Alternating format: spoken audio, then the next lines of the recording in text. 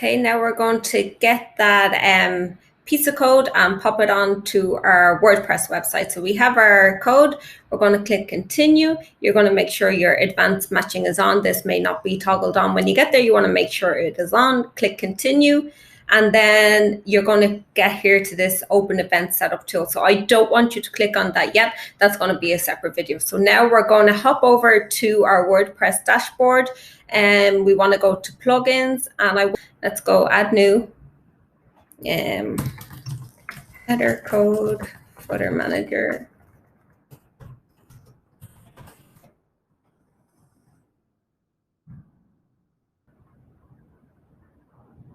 Here we go. So this is the one that you want here. I already have it installed. So I'm going to come over here, click on add snippet. So add new snippet.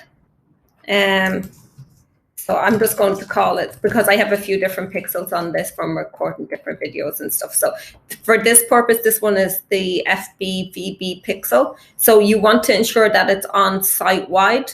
We will be going through other examples where we're going to be shown why it's not going to be site-wide. And you're just going to go ahead there and click paste. Okay, so we have installed the code. It's on there, it's updated. So now we need to go and check that our pixel is actually working.